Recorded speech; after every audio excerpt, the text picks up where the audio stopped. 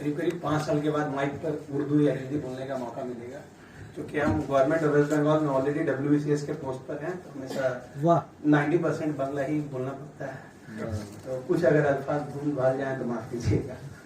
मेरा नाम वर्षित खान है, हम आसनसोल में भरतपुर से बिलोंग करते हैं। फादर मैकेनिक हैं और घर के पहले इंसान हैं। भाई मैंने हम लोग जॉइंट फैमिली रहते थे, 2 चचा रहते थे साथ में, उनके बाल बच्चे हम लोग सब मिला के 32 लोग एक साथ एक घर में रहते थे। एंड भाई में हम सबसे छोटे थे, तो फर्स्ट टाइम कोई माध्यमिक पास किया था, तो बहुत सेलिब्रेशन का माहौल था।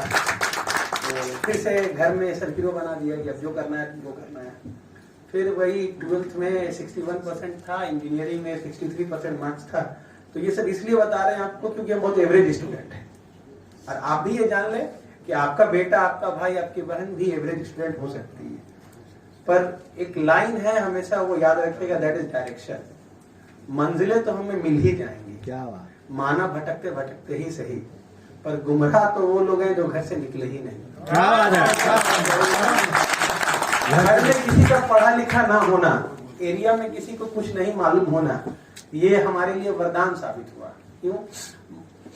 इंजीनियरिंग में एक प्लेसमेंट हुआ नहीं, अच्छे नहीं पढ़ने में, तो अचानक एक दिन पापा को फोन किए, बोले IAS का तैयारी करेंगे। किस तैयारी करेंगे? IAS का। ठीक है, करो। तो कोई कभी कुछ रोका नहीं, क्योंकि सबको लगा कि ये पढ़ा लिखा बंदा है। तैयारी करने में आ गए तब पता चला कितना डिफिकल्ट है, अदरवाइज मालूम नहीं होता है। तो 5-6 नौकरियां लगी, ये शायद 7वीं नौकरी होगी अगर ज्वाइन करते हैं तो एक ही चीज आप लोग को बोलते हैं कि लोगों को डराइए मत। प्रॉब्लम है कि हम लोग डरा देते हैं, मतलब सब लोग बोलता है बहुत टफ एग्जाम है, बहुत टफ एग्जाम है, बहुत टफ एग्जाम है। उसमें जो एवरेज टाइप का बच्चा होता है वो डर से अपियर ही नहीं करता है, उसको लग रहा है कि it is a very tough, and मेरे घर में किसी का नहीं हुआ, मेरे खानदान में किसी का नहीं हुआ, मेरे में कहां से हो जाएगा।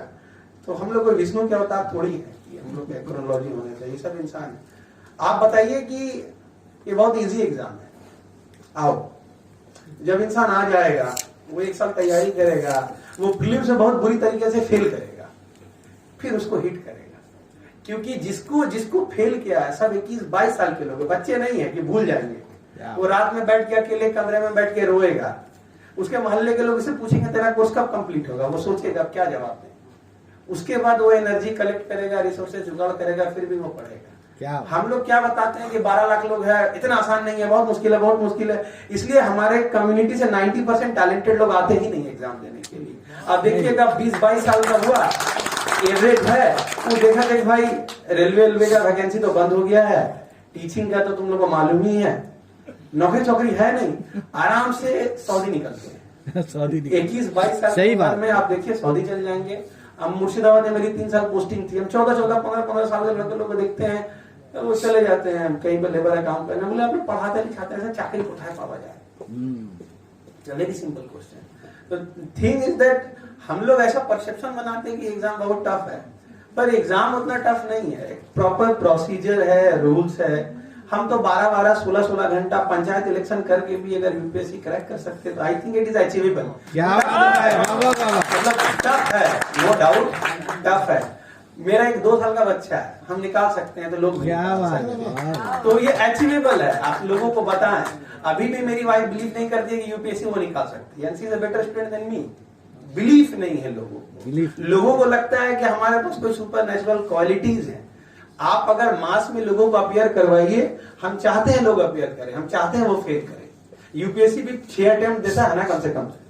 क्यों देता है 6 अटेम्प्ट? उसको मालूम है कि परफेक्ट अटेम्प्ट में 20% लोग ही निकालेंगे, बाकी 80% लोग धक्का खा के सीख के आएंगे, एंड वो जरूरी है।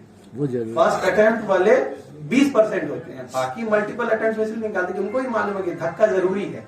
ये मतलब क्रिकेट का मैच नहीं कि एक बार आउट हो गया तो गेम खत्म।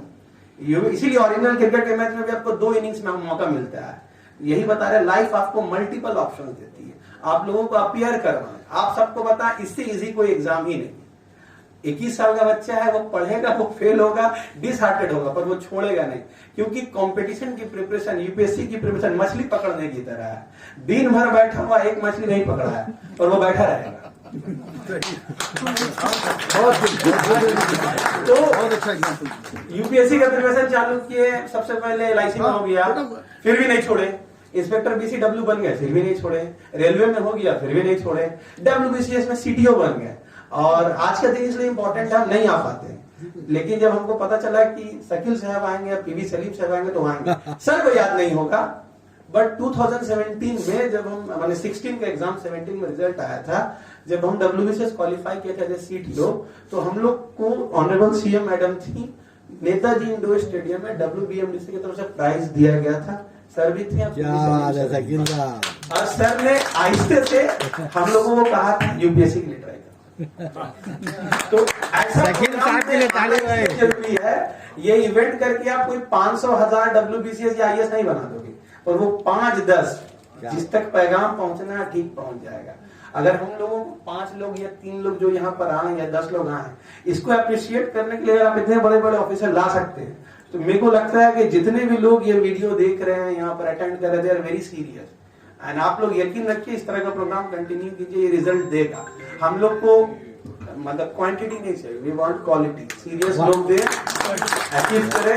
सर लोग का जनरसिटी आपको मानना पड़ेगा कि इस छोटे छोटे प्रोग्राम में भी आप बुलाते हैं तो वो लोग आते हैं। They are very serious for this cause, इसको यूज करना है। बस सर लोग को एक सजेशन देंगे, मतलब सजेशन देने की औकात नहीं है, रिक्वेस्ट करेंगे कि अगर कभी मौका मिला, अगर कभी भी हमारे तरह कोई लोग जो क्वालिफाई कर जाते हैं या प्रीलिम्स क्वालिफाई कर गए, मेंस में फेल कर गए, इंटरव्यू में फेल कर गए, ऐसे लोग अगर आसपास में हैं, चाहे पोस्टिंग में हो चाहे प्रिपरेशन करें, इनसे 20-30 अच्छे बच्चों की कोचिंग करवाइए।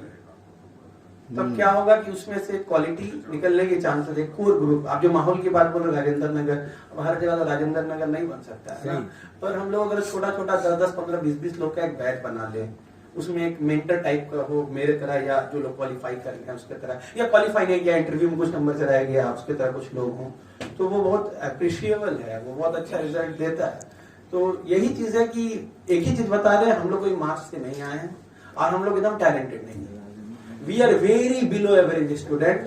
पापा मैकेनिक हैं, घर में पहला इंसान पढ़ा है, तो माहौल वाहौल की बात उतना ही मैटर नहीं करती है।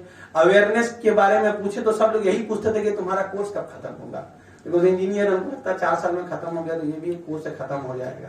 तो कोर्स अब खत्म हुआ है।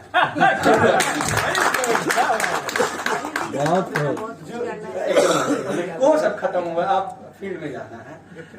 हाँ, तो कहने का मतलब ये है कि बहुत लाइट नोट पर लोगों को इंट्रोड्यूस करवाइए। आपको बोलिए कि सिर्फ 100 रुपए लगता है फॉर्म भरने का, कितना लगता है? और अगर आप लेडी हैं तो वो भी नहीं लगता है। फॉर्म फिलअप करो, नाम तो सबको बोलते हैं फॉर्म फिलअप करो, तो पैसा मतलब यूपीएससी पास करने से 1 लाख रुपए मिलेगा। ये बताइए लोगों को, क्या बताइए? अगर आप यूपीएससी का प्रीलिम्स पास करते हैं तो आपको 1 लाख मिलेगा, और ये सीरियसली मिलता है। गवर्नमेंट ऑफ इंडिया की स्कीम है, नई उड़ान, उससे प्रीलिम्स पास करने वालों को 1 लाख रुपए मिलता है। आपको नहीं मालूम, बता दे, ये लोगों को बता है, उसको टारगेट दे। हम इसीलिए तैयारी करते हैं कि मेरे को 1 लाख रुपए मिले, किंतु जब तक हम प्रीलिम्स पास किए 2021 फर्स्ट बार, तब तक हम वो इनकम ब्रैकेट से बाहर आ गए थे, बिकॉज आई बिकम डब्ल्यूबीसीएस और मेरी एनुअल इनकम 8 लाख क्रॉस कर गई थी। तो अगर कोई भी इंसान जो 8 लाख से कम एनुअल इनकम है, अगर वो यूपीएससी प्रीलिम्स पास करते हैं, तो मिनिस्ट्री ऑफ माइनॉरिटी अफेयर्स की तरह उनको 1 लाख रुपए मिलेंगे। ये लोगों को बताएं कि जा तुमको सऊदी जाएगा, 10,000 रुपए महीना कमाएगा, यहाँ 1 साल में एग्जाम निकाल, 12 दिन में रिजल्ट निकलता है। कितने दिन में? यूपीएससी प्रीलिम्स का रिजल्ट 20 दिन में निकलता है। एग्जाम देना है, 20 दिन के अंदर पता चल जाएगा तुमको 1 लाख मिलेगा या नहीं मिलेगा। ऐसे छोटे छोटे टारगेट दें, लोग फेल होंगे तो ही सीखेंगे। आप ऐसा मत समझिए कि जो लोग क्लास में रैंक 1 करते हैं वही यूपीएससी निकाल सकते हैं। अगर आप प्रोफाइल चेक करेंगे तो 20-30-40% लोग हैं बहुत इलीट बैकग्राउंड से हैं, बहुत इलीट कॉलेजेस के, बहुत इलीट स्कूल से। लेकिन कुछ लोग ऐसे भी हैं जो बाई चॉइस नहीं आए, बाई फोर्स आ गए, जैसे हमारे तरह लोग। हमको कभी बचपन से आईएएस का सपना नहीं था। इसके बारे में पता चला ग्रेजुएशन हो जाने के बाद कि सबसे अच्छी नौकरी आईएएस की होती है। पहले घर में बताया कि आईएएस बनना, को ये भी नहीं मालूम था कि यूपीएससी एग्जाम होता है। अवेयरनेस नहीं किया, अब तो क्या डिजिटल मीडिया तब नहीं था। एवरेज लोगों को पकड़िए, एवरेज लोगों को इन्फोर्स कीजिए। जिस तरह सऊदी जाना एक ट्रेंड बन गया इलाका में, उसी तरह यूपीएससी देना भी एक ट्रेंड है। निकालना नहीं, देना। मतलब फॉर्म तो सबको भरना है और सबको फेल करना है। मतलब यही चीज सबसे इंपॉर्टेंट है। आप हम क्या बोलते हैं, मछली मारने की तरह है। पहले 5 रुपया देख के हम किसी को फुटबॉल खिलाना, मतलब वो बहुत अच्छे टीचर्स के सत्यमेव जयते का एपिसोड था, वो समाज के सब गुंडों को 5-5 रुपए देते थे कि तुमको कल फुटबॉल खेलने आना है। 2 दिन खेलने आया, उसके बाद बोला पैसा नहीं मिलेगा। फिर अगले दिन बोले फुटबॉल भी नहीं मिलेगा, खुद से खरीदना होगा। वही चीज करना है। कि आपको सिर्फ फंसा देना है। क्या करना है? फंसा देना, उसका जो रास्ता है खुद ब खुद खोज लेगा। तो यही चीज है, एकदम कॉमन मैन की तरह इसको लेना है एग्जाम को, और एकदम कॉमन एग्जाम की तरह लेना है। इस एग्जाम में 30, 40, 50% नॉलेज आता है, और बाकी 30-40% एक इंसान की कैपेबिलिटी चेक की जाती है। तो अगर आपके पास दोनों हो या दोनों एवरेज हो तो भी आप निकाल सकते हैं। अगर आप कभी भी यूपीएससी प्रीलिम्स का क्वेश्चन देखेंगे तो हम लोग को बी वेरी ऑनेस्ट, हमको सिर्फ 30 क्वेश्चन श्योर है 100 में जो हमको आंसर मालूम है, और कोई ये क्लेम नहीं कर सकता है कि उसको 40 से ज्यादा क्वेश्चन का आंसर मालूम है। We are confident only on 30 question, और हमको लाना है 100 के आसपास मार्क्स। बाकी 50 क्वेश्चन या 40 क्वेश्चन हम लोग तुक्का खेलते हैं। क्या बोलते हैं? आप लोग तुक्का बोलेंगे, हम लोग बोलेंगे कैलकुलेटिव रिस्क। क्या बोलते हैं? एडमिनिस्ट्रेटर बन के वही करना है। 30-40% सिचुएशन ऐसा है जिसके बारे में हम लोग को कोई बैकग्राउंड नॉलेज है, बाकी 70% एट ए सडन मुंह पर आ गया, आपको डिसीजन लेना है। इसलिए एग्जाम भी उसी तरह का। इस एग्जाम में कोई साइंटिस्ट का सिलेक्शन नहीं हो रहा है कि डीप नॉलेज चाहिए, नॉलेज इतना विच इज डिजायरेबल, बाकी आप में वो स्किल्स, और उस स्किल्स के बारे में सिर्फ पढ़ाई से कोई नहीं बता सकता कि वो पढ़ाई से ही आएगा। तो इस एग्जाम का पैटर्न बड़ा सिंपल है, ये एग्जाम हर इंसान के लिए है। इसीलिए इसमें क्वालिफिकेशन में, ग्रेजुएट में ना तो 80% चाहिए ना तो 90% चाहिए। You should be graduate from any university, be it 3rd%, be it IGNOU, be NIS, open, कुछ नहीं, बस सिर्फ ग्रेजुएट होना है। क्योंकि 10 में 3rd डिवीजन निकालने वाला भी यूपीएससी निकालता है। तो ये चीज है, बताएं इसको, it is for masses not for classes. Community में ये शेयर करें, लोगों में ये शेयर करें, इस तरह का प्रोग्राम ओपन करें मोहल्ले में, कि रास्ता चलता है, एक मजदूर खड़ा होकर सुने कि क्या बात कर रहे हैं, तब मेरे हिसाब से फ्रूट और ज्यादा गेनफुल होगा। अदरवाइज आज की शाम सही में हम लोगों के नाम थी, बहुत अच्छा लगा। उम्मीद है आज के इस प्रोग्राम से, सर जैसे उस दिन बोले थे नेताजी इंडोर स्टेडियम में, किसी के लिए हुआ या नहीं हुआ, मेरे लिए तो हुआ है। तो हम भी उम्मीद करते हैं इंशाल्लाह आगे भी किसी के लिए होगा।